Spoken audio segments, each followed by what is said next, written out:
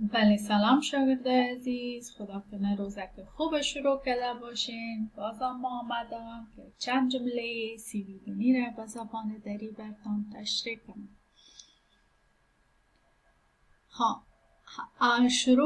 همیشه شروع درس ما شما از تاریخ می باشه، از تاریخ روز که خود شما بتانین یاد بگیرین که یک تاریخ بگوین. امروز کدام است؟ Vilket datum är det idag? میبینیم det är tisdag den 18 augusti 2020. اژدهم میشه 18. متوجه باشین همونطور که ما دری 1 2 3 داریم و در مقابلش 1 2 3 را برای شمارش استفاده میکنیم، ولی برای تاریخ و صنف و یا باز 1 2 3 را استفاده نمیگیم صنف 1. اگر صنف 1 گفتیم شماره صنف گفتیم، ولی اگر میخوایم که بگویم صحیح به شکل درستش میگیم صنف اول، صنف دوم، صنف سوم. یا هم تاریخ میگیم تاریخ اول است، دوم است، سوم است. نمیگیم تاریخ 1 از 2 3 است. اما یا هم آرتون برای شمارش است، میگم آرتون ده اگه شوه برای تاریخ است، 18 میشه. باز گفته det är vecka 34. میریم در جنتری میبینیم، پیدا میکنیم. شما خوب یاد بگیریم چه قسم. کدام روز است اول امروز است tisdag 18 augusti 2020. ماه آینده است سپتامبر. ماه گذشته است یولی. ماها را یک دفعه براتون تکرار میکنم: ینوری، فبروری، مارس، اپریل، مای، یونی، یولی، آگوستی، سپتامبر، اکتبر، نوامبر، دسامبر. در یک سال ما شما 12 ماه داریم. میریم میبینیم که هفته کدام هفته است. اما تو که گفتیم 18 آگوستیست، این طرف میریم میبینیم 34م. هفته 34م است. vecka 34. vecka 34. روزا رسمی ما شروع میشه از måndag تا و fredag. این دو روز ما چی است؟ رخصتی است. خواهم میریم آله سر یک چند سوالی که لیسا کرده. گفته what you do idag. چی میکنی تو امروز؟ what you do idag. چی میکنی تو امروز؟ خود لیسا در جوابش براتون گفته jag vaknar klockan 7. ما بیدار میشم ساعت 7.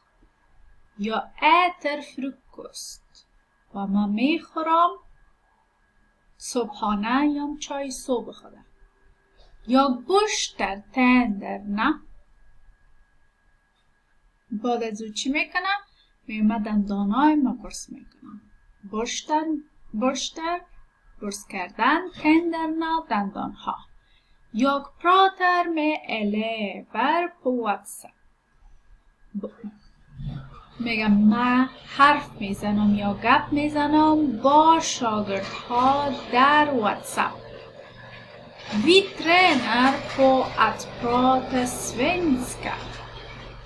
میگم ما تمرین میکنیم که سویدنی گپ بزنیم. تمرین چی رو میکنیم؟ سویدنی گپ بزنیم. Vi tränar. یا یاد میگیریم که چه قسم سویدنی گپ حرف بزنیم یا گپ بزنیم. یا äter lunch klockan 12. میگم من میخورم نان چاشت خود ساعت 12. یا slutar jobba klockan 4:30. میگم من خلاص میکنم کار خود ساعت 4:30. Jag äter middag på kvällen. میگم من میخورم نان شب خود در شام. Jag sover klockan 22. و من میخوابم ساعت 10 شب. خب اینجا سوال شده بود what you do idag. لیسا برش جوابای خود داده بود، درباره خود گپ زده بود. شما میتونین که نمطور بشینین درباره خود گپ بزنین، صداقت‌هایتان رو ثبت کنین و به معلمتان روان کنین. خب حالا میریم در بخش کارخانگی شما. میبینیم که کارخانگیتان چی است. کسایی که هیلتید کارخانگی داره و دیلتید داره، هر دوش این بخش باید کار کنه. کارخانگی شما شروع میشه از اینجا. تیستاگ 18 augusti. گفته لیسنا و لس، گفته بشنوین و بخوانین. وارداگ، وارداگ چی رو میگه؟ روزمره رو میگه. اورت لیسته، لست لغتای روزمره. مانش میشه لست لغتای روزمره. سکراتر، سکراتر خندیدن. handlarmat خریداری. فکر کنم اکثرش هم مانایش هم میفهمین، ضرورت نیست. ای هم کارخانگی امروز است. تیستاگ 18 augusti. وارداگ اورد لیسته. لغتای روزمره، لست لغتای روزمره. اینجا چی گفته؟ بنویسین. بالا رو دیده میارین در پایین نوشته میکنین یا چی میکنین. خب اینجا چی است؟ ای هم تیستاگ 18 augusti گفته کلیپ بود. اینا را قیچی میکنین، میخوانین و در بارش گپ میزنین. مثلا شما چند بجه از خواب میخیزین، چی وقت دوش میگیرین، چی وقت دندانهایتان رو برس میکنین، چی وقت چای صبح میخورین، چی وقت درس میخوانین، در بارزی گپ میزنین.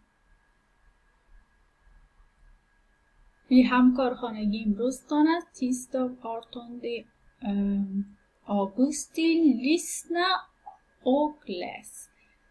گوش کنین. حتما QR کد داره اینجا. QR کد میزنین، گوش میکنین چندین مرتبه، بعد از اون میخوانینش. لیناس داگ، از لینا روزش.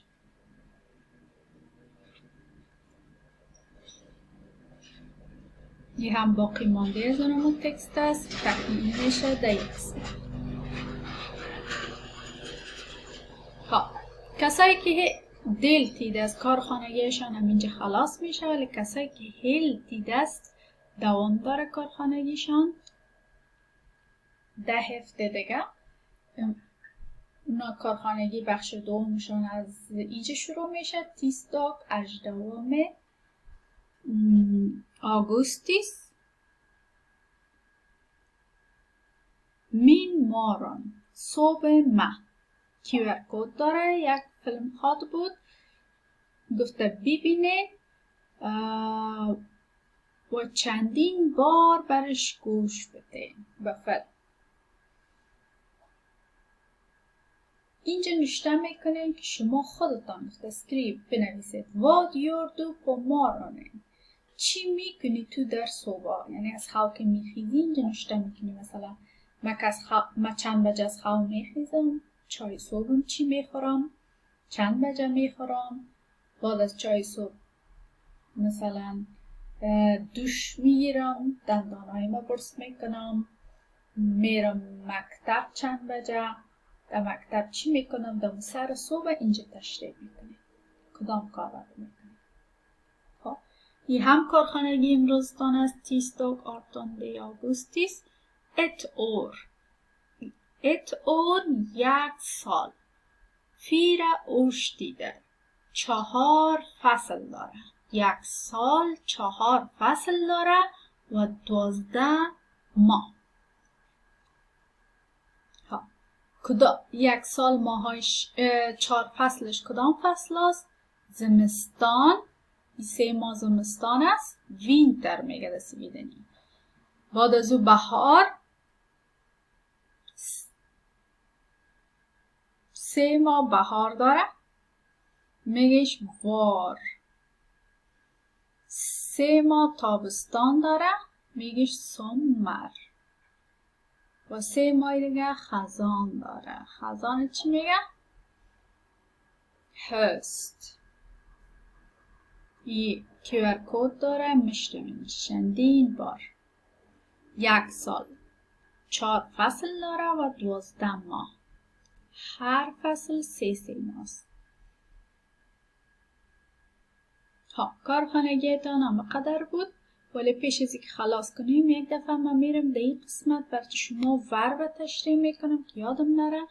ورب چی است؟ ورب فعل است. فعل در دری به ورب فعل میگن. و خود فعل چی است؟ کردن یک چیز را فعل میگن. مثلا کردن چی است؟